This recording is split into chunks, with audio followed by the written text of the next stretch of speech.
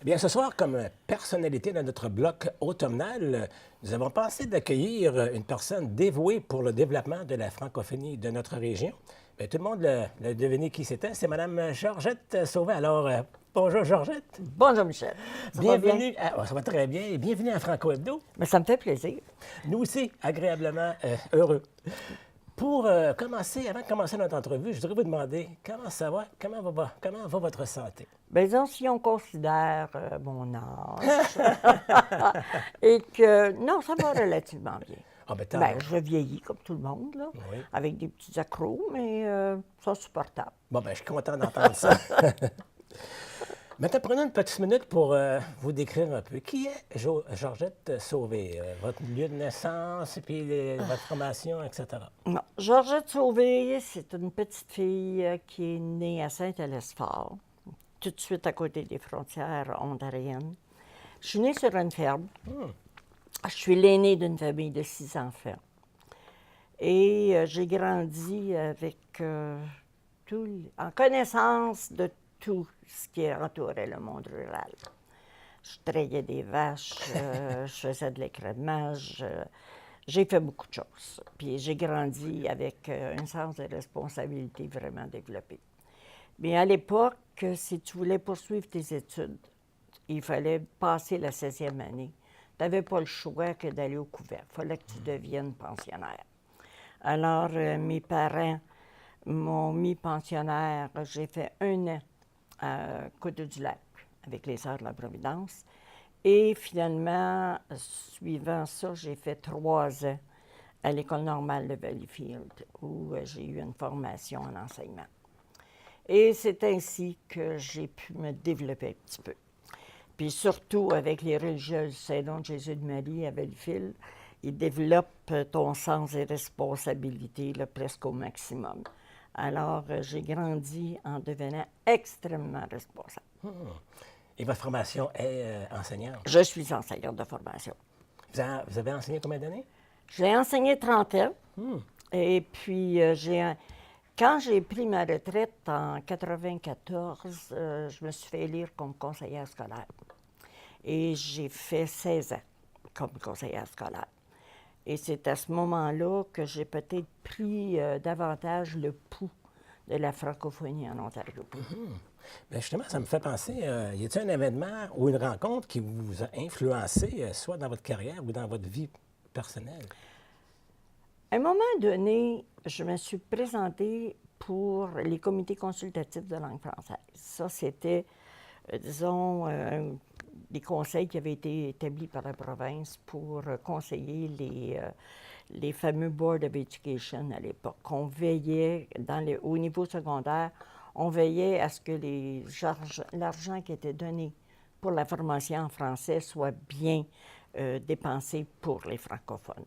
Et c'est à partir de ce moment-là, j'avais la chance, je faisais partie de l'association de la FCSO, qui était à ce moment-là l'Association des conseils français en Ontario. Donc, j'avais la chance d'aller dans des événements où on côtoyait les conseillers scolaires de langue française.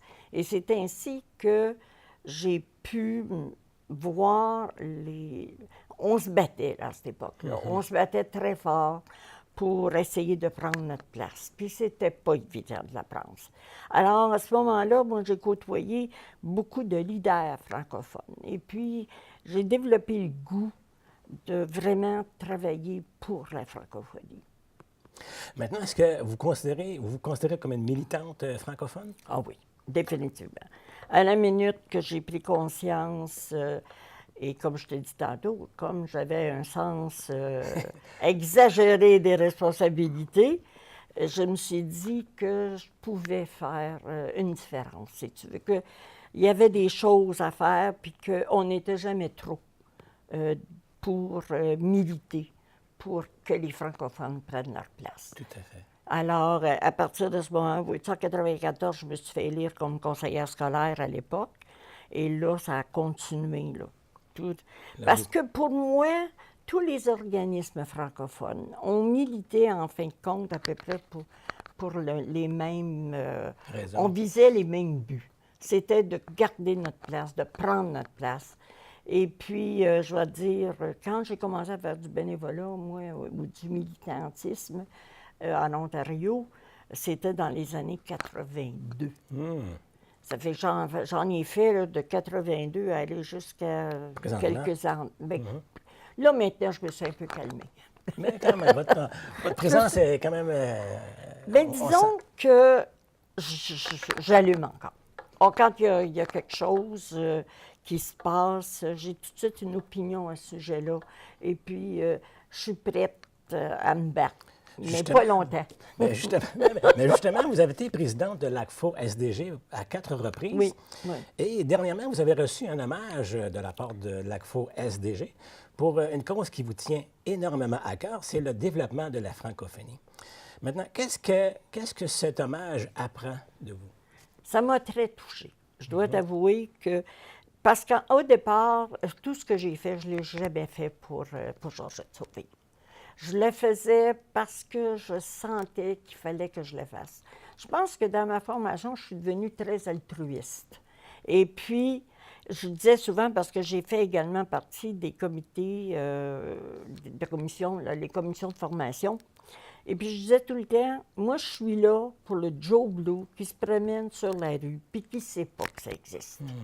Parce que quand tu as la chance, dans le fond, j'ai été privilégiée. Privilégiée de savoir, de connaître les octrois ou les programmes gouvernementaux. J'étais à l'affût de tout ça.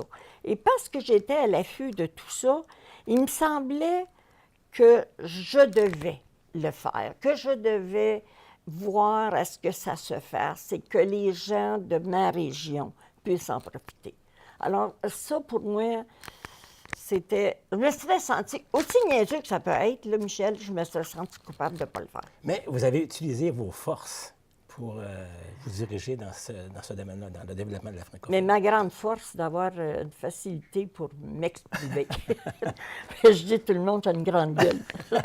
Et parce que j'ai une grande gueule, puis que je suis capable de défendre, puis j'ai la facilité, j'ai une certaine facilité de m'exprimer, puis j'ai du vocabulaire. Ça fait que j'essaie de m'en servir. C'est une de vos nombreuses forces qui a fait avancer la cause francophone dans notre région.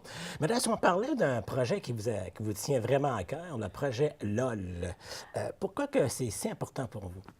Le projet LOL, c'est que moi, à un moment donné, comme présidente de l'ACFO, je me disais, Michel, qu'est-ce qu'on peut faire? Moi, les personnes là, qui sont rendues à 40, 45 ans, 50 ans, s'ils ne sont pas convaincus de ce qu'ils sont, s'ils ne sont pas fiers d'être francophones, je ne suis pas prête à dépenser de l'argent pour essayer de les convaincre de le faire. Donc, je me dis, sur qui travailler? Notre jeunesse. Oui. Et notre jeunesse qui est tellement entourée, qui est tellement enveloppée par la culture anglo-saxonne, la culture américaine, moi, je me suis dit, c'est eux. C'est sur eux qu'on doit dépenser des sous.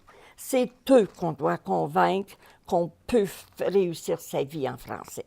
Et moi, comme j'étais mère de 7 enfants, j'étais à même là, de constater, puis surtout dans l'enseignement, tu côtoies les jeunes.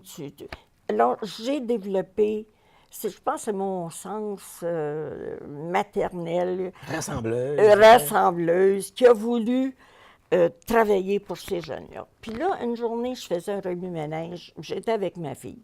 Je dis, qu'est-ce qu'on fait pour les jeunes? Quel concours ou quelle chose on pourrait créer qui n'existe pas?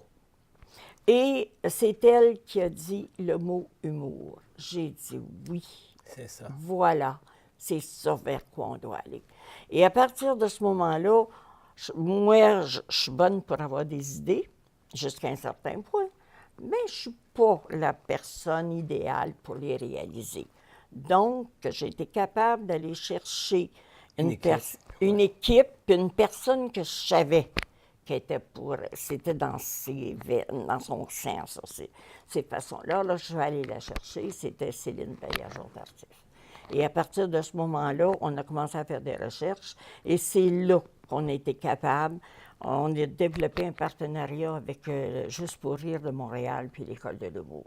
Alors, on avait là 2 collaborateurs, si tu veux, dont la réputation n'était plus à faire. Tout à fait. Et ça, comme on avait parlé auparavant, Lac-Fou SDG, elle a comme...